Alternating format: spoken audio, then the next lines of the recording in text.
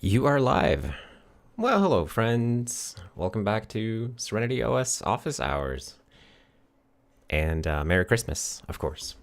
Hopefully it works, but as the ritual goes, I always wait until somebody acknowledges that they can hear and see me. And I guess that's maybe okay, there we go. Hey, thank you. Hello, everybody. Welcome back. It is Friday, so we're going to do what we always do on Christmas Fridays and other Fridays, which is to talk about SerenityOS and adjacent projects. And yeah, it's 2 weeks since I last did this, because last week I was a bit tired and had to take a little break, but we are now back. So the way this works, if you're new to the stream, is that we just talk about SerenityOS and the surrounding projects like Yacht, Ladybird, and programming in general. And chat asks the questions, brings up the topics, and then we dig into it, whether it's technical, non-technical, anything goes, and I will happily dig into code as necessary and try to answer anything that comes up.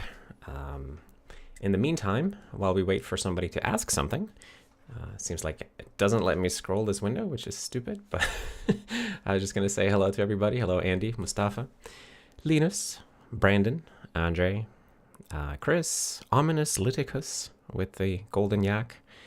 And Andre says, I love your Santa hat. I see you're already in a Christmas mood. Yes. In fact, in Sweden, we've been sort of working on our Christmas mood for the last 2 months, I think. Every year, they start selling Christmas-related products earlier and earlier. So even back in October, we were already getting like Christmas drinks and Christmas cookies and stuff. And I am a bit of a sucker for Christmas stuff, so I ended up eating a bunch of it already back then. But now it's getting closer and closer to the real Christmas. Actually, in the last stream that I did, somebody suggested I could buy a advent calendar of teas, which I have now purchased, actually, thanks to the donation that I got from the last stream. I got this Twinings 24 Days of Super Blends. Currently working my way through that. And very, very exciting. And none of the teas that I usually drink, but they are pretty good. Let's see. Oh, Andy, was that you who suggested the tea? Yeah. That's awesome. Yeah, so I've been working my way through them. The calendar itself looks like this, right? Very fancy. And it's a bit weird because they put these like go to sleep teas in there. So it feels wrong to drink a go to sleep tea in the morning, but I'm trying to organize around the type of teas, but they're all pretty good so far. Let's see. Noob Saibot said working on the Santa body shape. Right. Getting in shape with cookies and other Christmas treats. Yes. Liam says, hey Andreas, I noticed you get diffed your stage changes while writing a commit message the other day. You should try commit verbose true in your git config. Is that the thing where it puts the diff into the editor? So I guess I don't know exactly what that does. But let's try it. Commit verbose true. Okay, yeah. So it's the thing where you see the diff in the editor. So I do find that not great because, as you say, like for big commits, you often want to look around in the commit while writing something. So if you find you have to like constantly jump up and down, although I suppose you could do a split in the editor. So. Yeah, I mean, I've turned it on now, and then we can, we'll just have to get used to it. Thank you for the tip. Brandon says, I was hoping you got to tease, and yes, I did. Ominous Liticus says, Advent of code with Yacht. So I think at least 2 people are doing it, and I know one person is doing it on YouTube. Hugh Davenport, I think is his name, has been doing Advent of code using Yacht. So definitely something to check out. Let me link to Hugh right here. And I know that Ali was doing it as well, but Ali keeps getting distracted with compiler bugs while trying to do AOC in Yacht, which is kind of funny. But he's fixing the compiler bugs, so we are making good progress because of that. Anyway. James Pulio says, glad to see that T-Advent getting you in the spirit. Absolutely, absolutely. I even made a Christmas-themed cat dog for the season. Mati asks, do you have split tab in the Serenity terminal? We don't have, I mean, I'm not sure exactly what you mean by split tab, but there isn't a feature to split the terminal in any way. And terminals are currently like, there's one terminal emulator per window. And if you open another window, it's a separate process. And sometimes I've second guessed the design of like running every terminal emulator in a separate process. But the other day on my Linux machine, I hit this situation where I had like 4 terminals open and then all of them hung because one of them was going crazy with like, there was like a huge amount of scrollback and it like locked up all of my terminals. So that seemed like not great. So I think it's a nice thing to have a separate process per terminal. Anyway, we don't have any kind of splitting. So Andre says, I was thinking of making a Clang plugin that would let you submit new attributes at compile time, but it seems impossible/hard. Would Yacht accept/have any use for such a change? I don't know what that means exactly. Adding new attributes at compile time. That sounds a little bit vague. So in general, the way that we've been developing Yacht is that every new feature is sort of guided by a need in the Serenity codebase. So when somebody wants to add a feature, the first question that we always ask is, okay, well, which part of the Serenity codebase is easier to do because of this feature, or like is better or more expressive thanks to this feature? So we don't really add features just for the sake of the feature being cool, but we try to find like what is the use case, the immediate use case in the Serenity project, and then use that to motivate features. So I would ask you to explain which part of the code we could do better with your feature, and that also helps us understand what the feature is really for. Aditya says, hi Andres, hope you're fine. Could you give advice for someone who's getting into Python without much knowledge of C? Although I do want to improve my C also. I don't even know what Python is. C extensions for Python. I don't really have much advice specifically related to that because I have never used Python and not much of a Python user either. But if you're getting into something without much knowledge of C, my advice, like generic advice, is always just to play around and write a lot of code, try a lot of things. Most people learn really well from trying a lot of things. And if you just try to read stuff and watch videos of other people doing stuff, but you don't do much yourself, I think if you take that approach, then your learning will be slower than somebody who is trying a lot of stuff themselves. So you want to have just a lot of time grinding out code in anything that you do in order to progress, especially early on. Timothy Slater says, hello there. What's up, Tim? Random question, but since you work/record a lot in English, I'm curious what language you dream in. I dream basically in English and I think in English too, and it's been like that for a very long time. I switch to Swedish when I hang out with my family, but outside of that, it's an English shop in my head, and it's just been like that for over like 2 decades almost at this point. I mean, it was a gradual process, but like, I don't remember when I last had a fully thinking in Swedish. It's difficult. So Hans was saying, can you tell in general how you divide time between Yacht, Serenity development, and improvement? So in general, the policy is something like whatever is fun/interesting at the moment takes priority.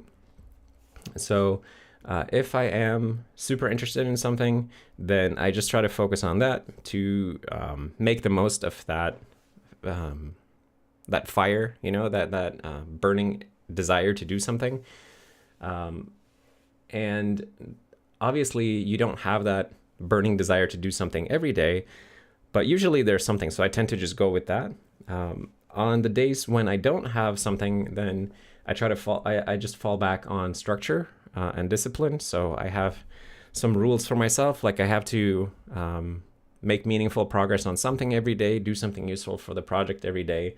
And I have to try to help somebody with something every day. And then when I don't know what to do, I just fall back on like those things that I promised myself I would do. But there isn't like a percentage division between different things.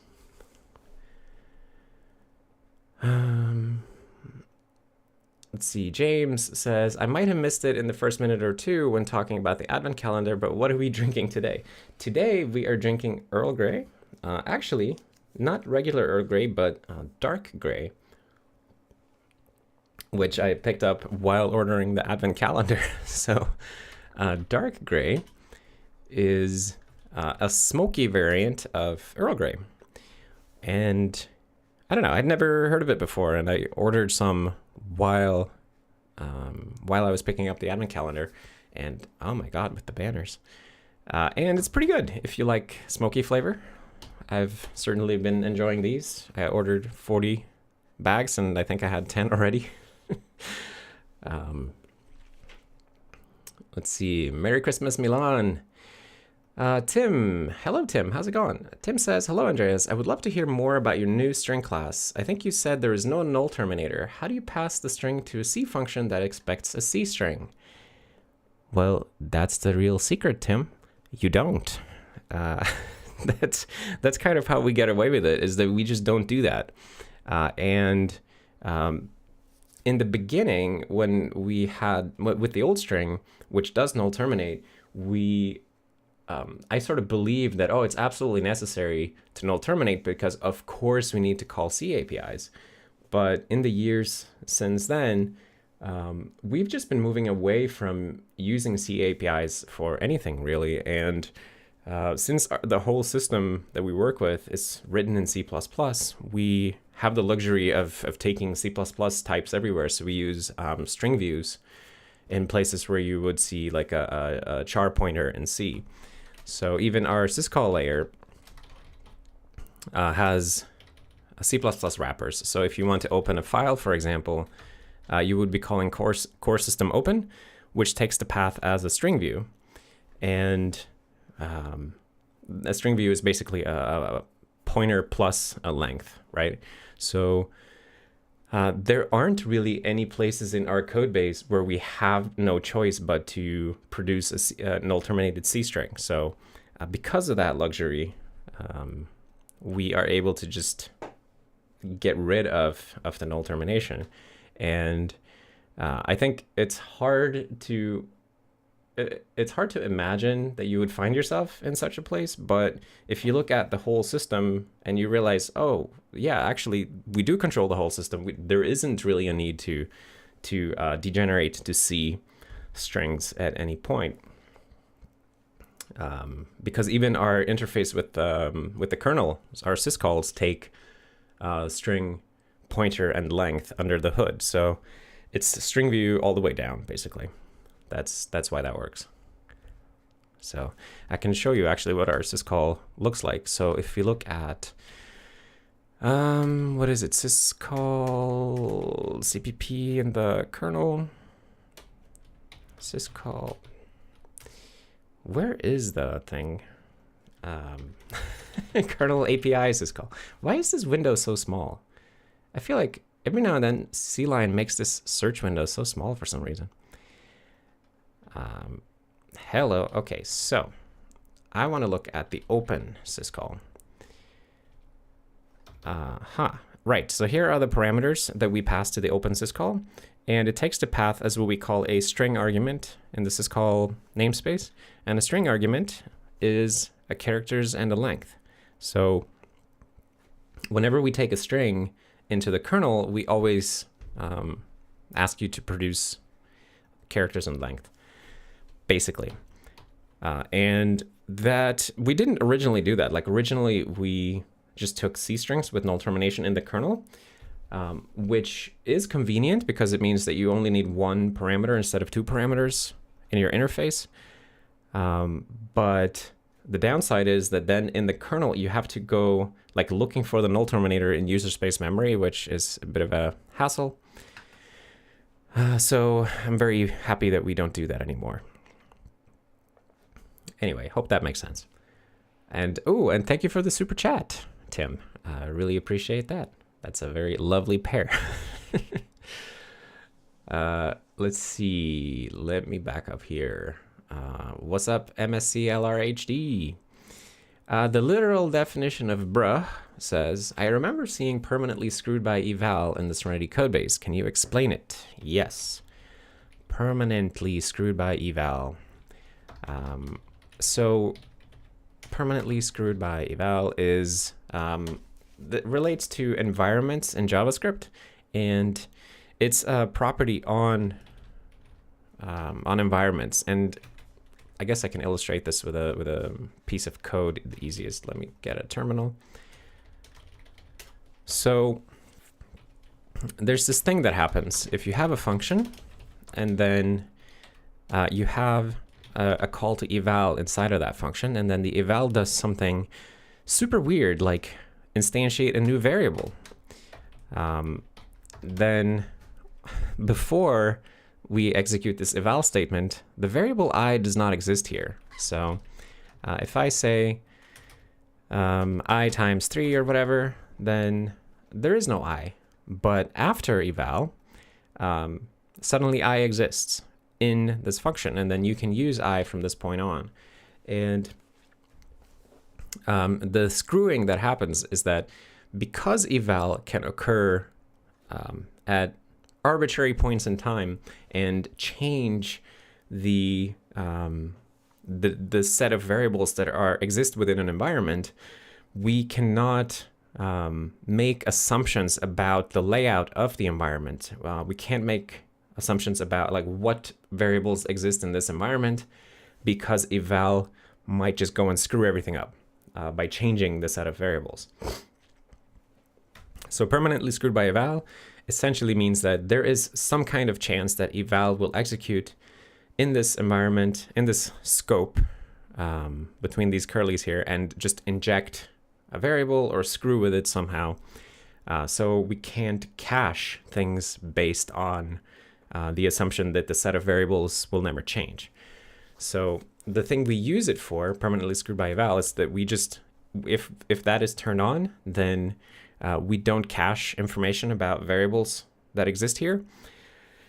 And the thing that turns it on is just the presence of eval, as I recall. So if it's actually pretty weird. So eval is a function in the global scope, so it exists on the global object. It's technically it's the same as the global object eval. That's the function, but there's a quirk in JavaScript that they differentiate between direct eval and indirect eval.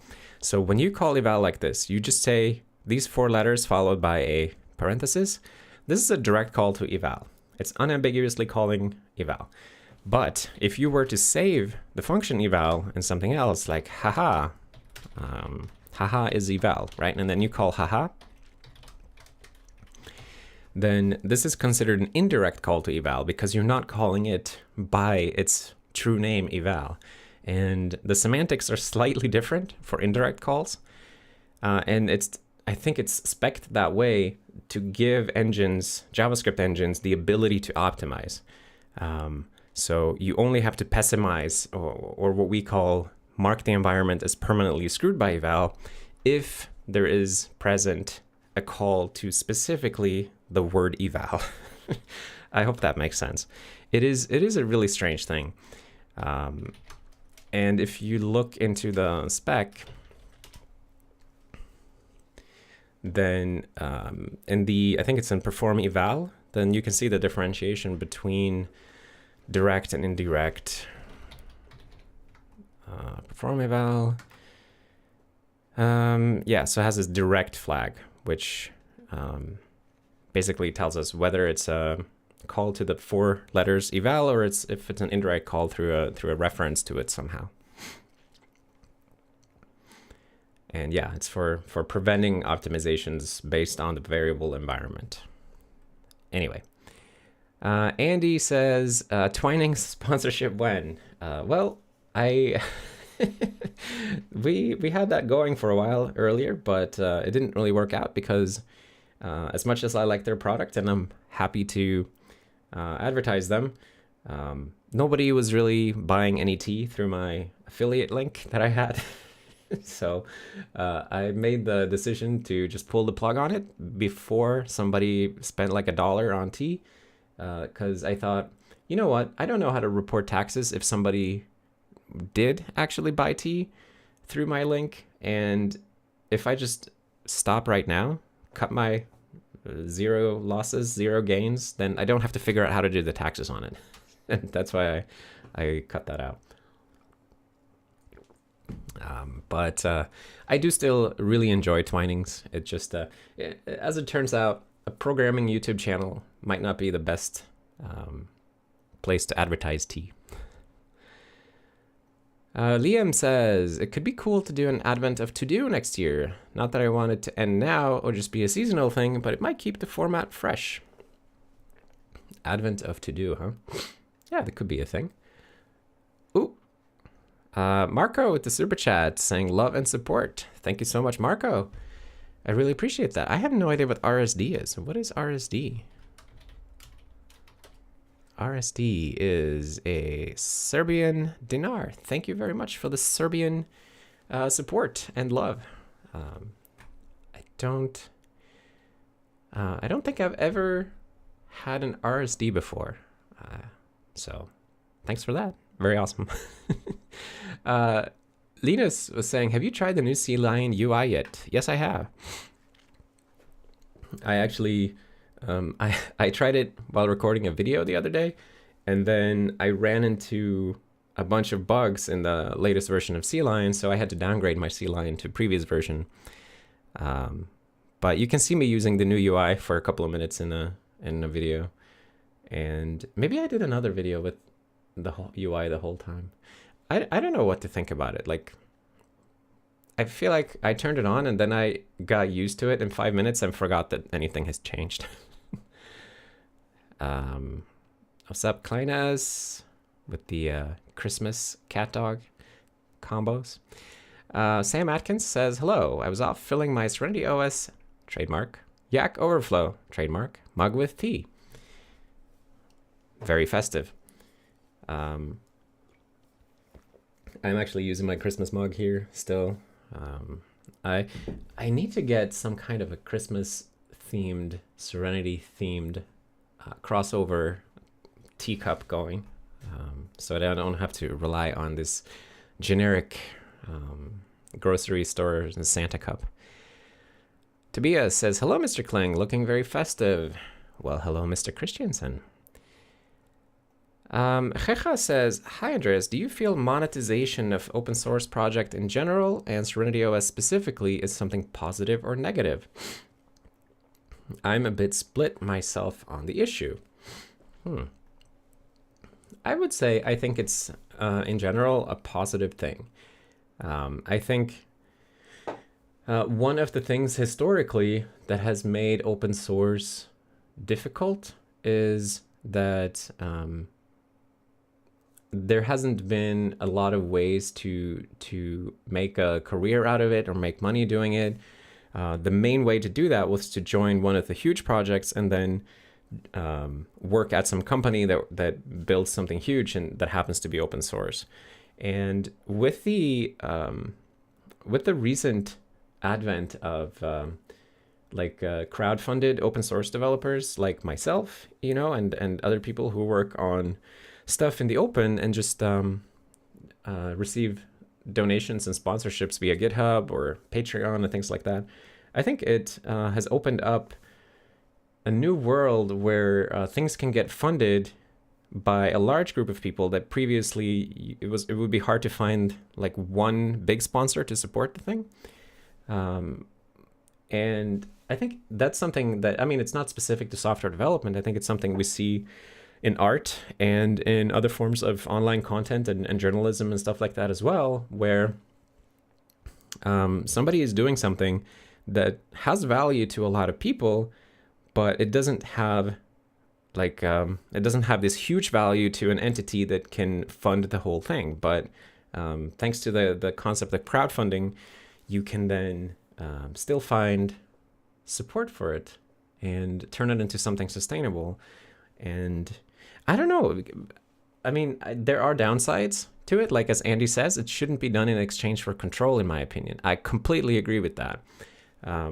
And I've always had the explicit policy with Serenity that I'm happy to receive donations and support, but I will never ever sell any influence over what I do. So I'm never gonna like take somebody's money and implement a feature that they want because they paid for it or something like that, because that's just how I would rather have a lot of people giving a small amount of money than having a small number of people giving a large amount of money, because it's just so much cooler to have that mass support and people who trust in me and believe in me to do something cool, rather than people who think that I can do something for them and they're willing to pay for it. I hope that makes sense.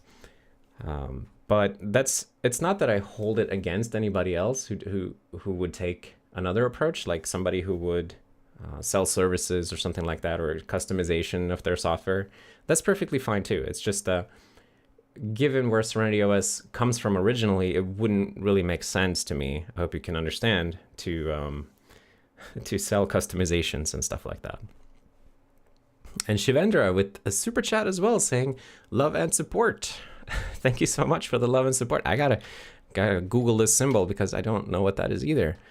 That's an Indian rupee sign. Super cool. Thank you so much. Shivendra Texter, rolling in the love and support super chats today. Very much appreciate that, especially in these holiday times. German WTB says, how could you tease us this hard on Twitter? Right.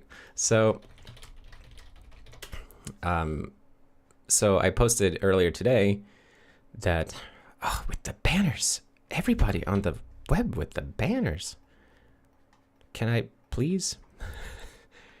Okay, I'm gonna have to go ahead and, can I nuke that thing?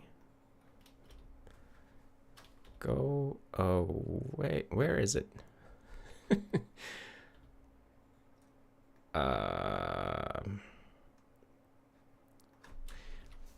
Why is the web the way that it is? I don't know. Okay, here we go. That here, I received some super exciting news about SerenityOS, and now I have to keep my mouth shut. That's what that is in reference to. And I am going to keep my mouth shut, but yeah, I received word of something very exciting that will greatly benefit SerenityOS sometime early next year, and I'm looking forward to letting the parties involved share the news themselves. Yeah, so much for teasing less. Kleinus Filmrochen says, how many lock levels do you think we will need for proper and default lock ranking in the kernel? Right now there's about 7, but will it be 12 or 20 or above 50? What do you think? Well, I have no idea, actually. How many lock levels? I feel like the number we should aim for something small. Whatever that means, I don't know. But like more than 50 lock levels, you could never wrap your head around that. Like you would need some insane flow charts and things to understand. But I've also never tried to build a lock ranking system for a kernel, so I don't have a strong intuition about it. I guess my gut feeling as it is just, let's see how few we can get away with, like if we can make something with as few as possible. And it seems to me that the more fine-grained your locking is, and the shorter your time under each lock, then the fewer ranks you would need.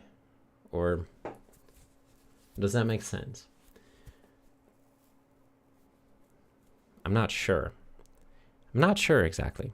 I haven't thought enough about this. It's an interesting question. I have to come back to that after I after I think about it. Jaja said, I'm thinking more about trademark rights, consulting services, pro versions, bundle services, etc. Crowdfunding feels a bit like a different thing. Okay, yeah, okay, fair enough. Yeah, that makes sense. It's just my head always immediately goes to crowdfunding because that's the thing that I do. Yeah, monetizing open source with consulting, pro version, and very commonly nowadays, like software as a service, right? They make something open source and then you can buy a hosted version of it. I think that's pretty cool, honestly. Like if I can get something as open source and then somebody says, oh, well, I can host that for you. Or even the people who make it say, we can host it for you, but you can host it yourself and then here's the code. But pay us, we'll host it, we'll give you support, blah, blah, blah. That seems very reasonable to me. And it's like the best of both worlds, right? Because I have all the code if I want to dig in and figure out why something isn't working for me. It's always frustrating dealing with closed source companies, even when you have support, because even though you're paying for support, you're still at the mercy of the support provider, like actually digging into the code and fixing your bugs. And if you have access to the code yourself, I feel like if you're stuck and you feel like you're not getting adequate support, you always still have the option of digging in yourself, figuring it out, and telling them, look, you goofballs, this is what the bug is. I fixed it. Here's a patch. Come on. And to me, that seems like objectively better than what we had before. But I'm sure there are situations where things go wrong and maybe people are milking things that shouldn't necessarily be charged for. I remember in the past in Sweden, there used to be like these people who would they would sort of sell you Linux distributions on a CD and you could just order it from them. And sure, they were providing a service, and you could download the thing yourself, but like not everybody had a nice internet connection or not everybody had a CD writer and things like that. I mean, this was a while ago, but I remember thinking even back then that like it is a little bit weird that they're just inserting themselves here and then charging a premium on free software that you can just download, and they're like charging a bunch of money to download it for you and put it on a CD. And then there's probably way worse things that I don't think of right now. Andre says, do you have the wallpaper uploaded anywhere? I do not, but I can put it somewhere. I think it's Xmas cat dog PNG. No, is it in my dank directory perhaps? Yes. Let's upload it to the internet. How about Imager? I wonder if I can just copy paste. It worked. Cool. Look at that. There you go. Let's see. Tobias says, can you give an overview of the whole browser / page host / page view / web content environment? I am very yak-fused about this. Yes, I can. Let's see. Okay, so let's take a look at what those things are.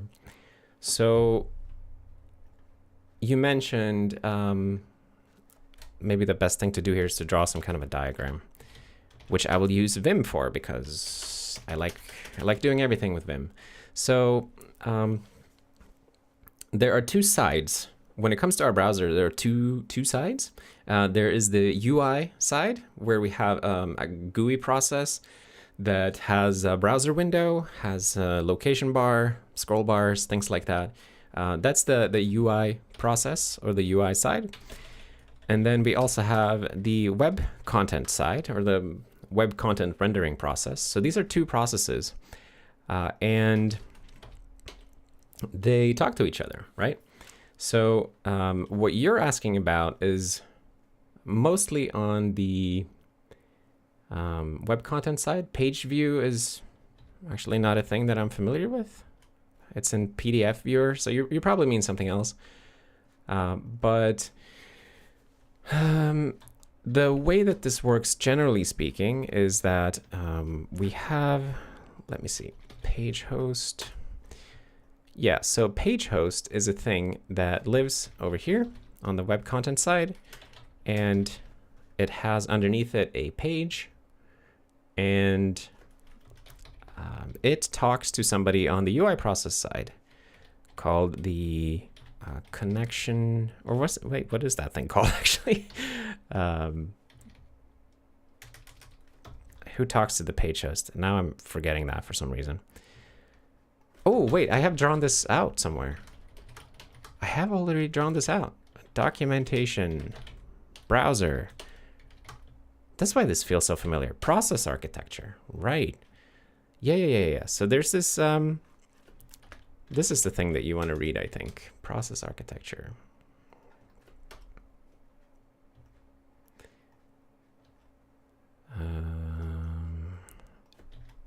Actually, I feel like there's something else as well.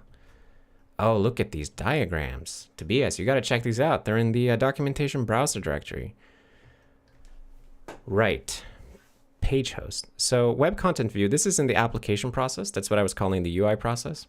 And it has a web view, which talks to a web content client. And then here is the IPC boundary. So on the other side of the IPC boundary, we have the client connection object. Maybe now it's called connection from client. We need to update this diagram. And then that thing talks to the page host, which then reaches into libweb. As you can see here, this is the libweb boundary. So the namespace changes. So it is the host of the web page, which then has the frame and the document inside of it. Frame is also now called browsing context, by the way. Yeah, this diagram is a little bit old, but definitely check out the markdown files and the diagrams that I made at some point in that directory. Let's see. Andy says Netflix is making a movie about SerenityOS. No comment. Let's see. Adler says, hello, Andreas. It's been a while since I interacted here. Do you have any visibility on how Yacht is doing outside the Serenity ecosystem? Also, the Fix Me roulettes are awesome. Glad you enjoy the Fix Me roulettes. I also enjoy those. I don't really have much visibility on that. I know that some people have been doodling. There's somebody named Alec who posts on our Discord every now and then, like, hey, look, I got an S emulator in Yacht running on Temple OS, or look, I made a Realtek network card driver and a TCP IP stack in Yacht. So there are definitely people doing wild things with it, but there isn't like there isn't a place where everybody just lists their things. So I don't really know other than what people just randomly show us. But I would expect that it's not super active outside the Serenity ecosystem because like we haven't even integrated it ourselves yet. So I could understand that people are holding off on doing anything too big with it because they know that we are going to make big changes. But like the stuff that I do see shows me that the language is clearly capable. I mean, if you can write a network card device driver and a TCP/IP stack, then a language is pretty much usable, I would say. So, Mati says, do you plan to create app installer wizards like in Windows? This may surprise you, Mati, but I don't have a plan for anything. That includes app installer wizards. But that said, we do have a wizard system in Serenity. So there's a mechanism by which you can create wizards, and they look similar to the ones you would find in older versions of Windows. So I think there's a way to demonstrate it in the widget gallery. If you go under wizards, you can start the wizard, and it looks like this. So similar to what you might recognize from other universes. But I don't think anybody's built an application installer with anything like that yet. Jack D says, hey Andreas, first time tuning in live, currently going through a breakup and my final year of uni, but your videos are a good way to keep myself sane, so thank you for everything you do. Thanks for saying that, Jack. I'm sorry to hear that you're going through a breakup, but at least going through the final year of uni will be very good, because once you get through that, you'll be finished. And the whole world is at your feet. So I think there are good times ahead, even if it doesn't necessarily seem like that right now. You are on the precipice of something awesome. Let's see. Dun, dun, dun. Firefox extension tip of the day from Jaja here saying, behind the overlay, removes any annoying overlay with the press of a button. Oh, that sounds interesting. Ominous Liticus says, a while ago you wanted to do multi-line editing with Vim. Control V does select. You can then push Shift I or Shift A. Okay. Yeah, I've used the Control V stuff every now and then, but I don't think I fully grasped like how to use it. So I can do Shift I, hello, like that. Okay, that's very cool. It would be even cooler if you could see like as you're typing, because now I only got the multi-expansion happen when I pressed escape, right? So when I switched the modes, it expanded. I love in CLion that it actually shows you while you're typing, right? Foobar, because now I have to press escape. But still, it's still very, very good. Definitely useful. Oh, look, they have the Vim version banner. They didn't update the color attributes for those for those cells. Let's see. Tobias says, I was trying to route some things through the browser landscape for WebDriver and totally lost sight on what goes where and who talks to whom. Yeah, it's definitely a little bit confusing, but I think one of the things that make it a bit more confusing than it needs to be is that when I started building it, we had the single process and the multi-process modes. So that's why we have this thing called page and page host. So page, a page is something like a tab, basically. On the web content process side, it's the closest thing to a representation of a tab, right? Because a page has a sort of a top level frame, then it has subframes or browsing context. And we have this thing that we insert between on top of the page called a page host. And the reason that it's factored like that is because we had to have something in the web content process to hold on to the page. But it's really just an artifact of the split between single and multi-process, and maybe it will be possible to get rid of a page host somehow, get rid of that layer and simplify. But that's a little bit outside of the scope of this live stream. I think in general, there's a lot of cleanup that we can do that we haven't done yet, just exploiting the fact that we no longer care about single process libweb. Linus says, don't get too comfortable with the browsing context name, people. Those are about to become navigables. Yes, although Linus. Browsing context is still a thing in the spec. It's just that browsing context and navigable are now separate. And yes, there is a large scale grunt-worky refactoring ahead of us that we have to actually sit down and deal with. Because they went and rewrote huge chunks of the HTML specification, and now we have to update our implementation because of that. Sam says, IPC is confusing, but web content is especially maze-like. You know what's going to make it even more maze-like is more process separation. So we currently don't do site isolation, and it would be a very good thing to do. And that's going to be a bit of work. But it's going to be very good, very good. And I know in the past I said that I would have thought that process per frame or process per browsing context, process per navigable or whatever would have made sense. But there's just so many of them sometimes that site isolation based on origin, like Chrome does, seems like the better strategy, and it's just easier to reason about. Casalito said, which Linux distro are you using? I'm using Ubuntu Mate.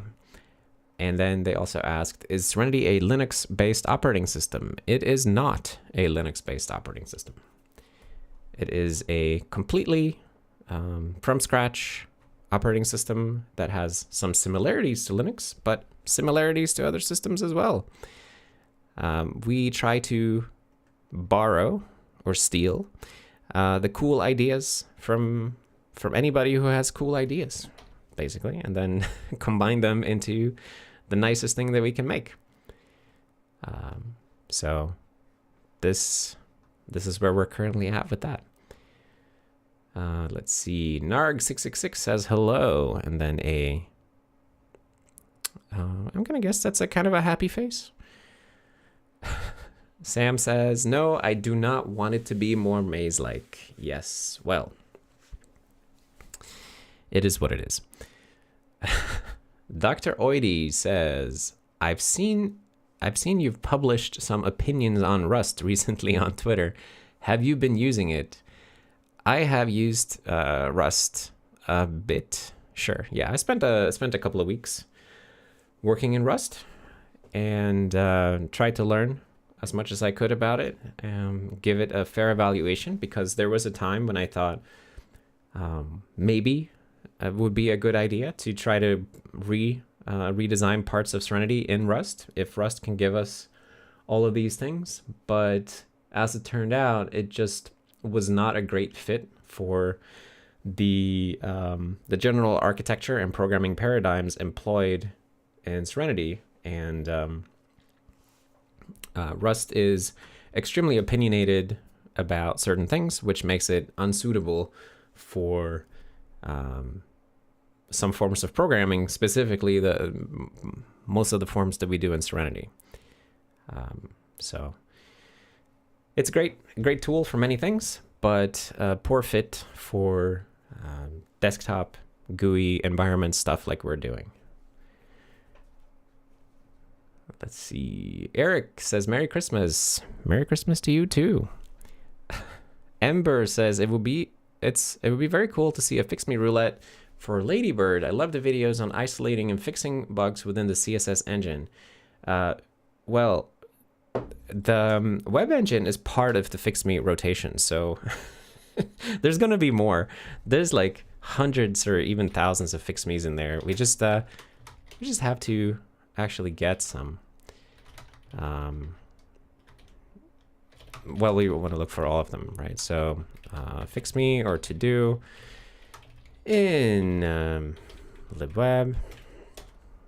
So there's a strong 1500 something just in the web engine. And then probably even more in the JavaScript engine. Actually, not that many in the JavaScript engine. Wow, that is very clean.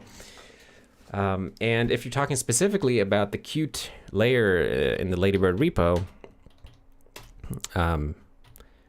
then there's less. Like, yeah, like Linus says, there's 22 of them. But since you mentioned the CSS engine, I assume that you mean like the whole thing. So, let's see, Earl Gray script, right? Allison says, happy Friday. Did you receive a tea calendar? Yes, I did.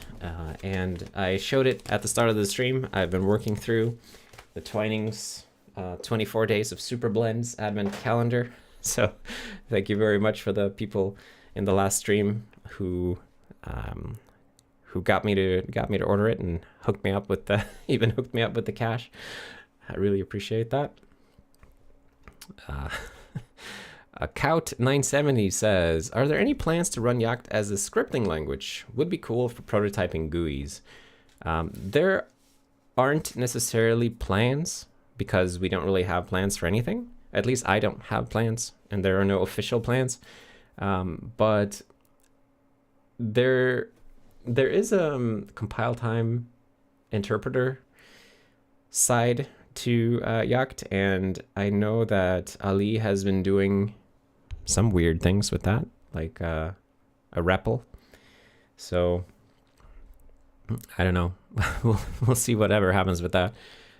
But in general, like, there isn't really a plan for anything. And I know that those of you who have been on the stream for a while, you are familiar with me saying this over and over, but we have to be nice to the new people. They don't always know that we don't have plans. Klinus says that he also has a tea calendar. Sweet. It is. I'm surprised with how nifty it is with the tea calendar, just as a way to try new teas, because I get a bit stuck in my ways, you know, just drinking Earl Grey every day. So having this infusion of new flavors is has been nifty. Vitriol says, what is Yacht? Yacht is a programming language that we are working on for SerenityOS, but it's really multi-platform, like cross-platform. And I wrote about it initially here, so you can read all about that if you're interested. And we wanted a memory-safe language for SerenityOS that would be a good fit for the types of programs that we write, and couldn't really find a good fit among the existing languages, so we decided to try to build something ourselves. Zingo says, hi Andreas, I'm currently studying operating systems development and operating systems internals. Any advice for rookies who wish to follow your footsteps by creating their own operating system? Any important topics one should focus on? Well, as Andy says, the OS Dev Wiki. Now, I'm sure that you've already found this because it is immensely popular for a reason. It's a very good and useful wiki, but I'll drop a link to it regardless. In general, though, like for anybody starting out on a big project like an operating system, my advice has always been to find the parts that you're the most interested in and start there. I think it's this common meme that you have to start with the bootloader and then you have to write a simple C kernel and then you have to do this and you have to do that, and then like there's this order that you have to do things, and I don't think that's true. And I think a lot of, probably thousands of operating systems never get anywhere because people think that they have to do things in this order, and they get bored because it is very slow in that order. Slow progress, especially if you're not familiar with low-level stuff like bootloaders and whatnot. And you can just as easily start at other parts of the system, and you just have to scaffold them with some abstractions on Linux, for example. You can, if you want to write process scheduler or a file system or or a terminal emulator, like all kinds of stuff you can do in a Linux user space environment or Windows or Mac or whatever. I find that it seems much better to do things that interest you and then get familiar with the space in that way, and then sort of work your way out towards the trickier, more detailed low-level parts. But of course, some people are super interested in bootloaders, super interested in low-level kernel scheduling, stuff like that, and they want to do that first. Nothing wrong with that, but it's not everybody's cup of tea, so I would just say start anywhere that you find interesting. Let's see. Gadonk says, I tried building Serenity in school the other day, but I needed to install and build every dependency because the VM was blocked on the network, and I ended up just building dependencies. Yeah, okay. Sometimes, I guess you mean the bootloader. Sometimes it takes a while to build a bootloader, yeah. Especially if you are in a virtual machine, then it can take a moment. Let's see. Oh, German WTB said, also the NetBSD rump kernel is a good way to avoid writing drivers. That's interesting. I have never looked at that. I've heard of it, but I never actually looked at it. Should check that out. Andrew Caster says, next guest office hours when? Well, Andrew, do you want to be my guest on the next office hours? I would be happy to have you. How about that, next Friday? While we wait for Andrew. Let's see, Kleinis says that he prefers to start with the hardware itself. Yes, you can absolutely do that. Although I'm not sure how, but you probably could. Andrew says 8 a.m. on Friday is pretty early. Well, you know the policy that we have on when posting. When you ask when something is going to happen, it's now your responsibility to make the thing happen. So if you want to guest office hours, you are now cordially invited to be the guest. Red 1388 says, are there any architectural decisions in Serenity that you would do differently today? I don't know. I mean, there are things I would do differently if we started today. I would have started by making a new language first. That's probably the biggest architectural difference. But everything else is like stuff that we work towards incrementally. I would have started with 64-bit. I would have started with a new language. But we're incrementally working our way towards those things anyway. So I'm okay with it. Like we took some wrong turns, but a lot of right turns. And there isn't anything that we're so dug into that we can't fix. So it's an interesting question because yes, I would do things differently, but we are doing those things differently, just incrementally. Hope that makes sense. Okay. By the way, Andrew, I know I put you on the spot. You don't have to obviously answer this now, but let's talk about it later. And it is 5 p.m., so I do have to go. But thank you all so much for coming to office hours. And I really appreciate all of the company, the super chats, the regular chats, the questions, the answers, the Firefox extension suggestions.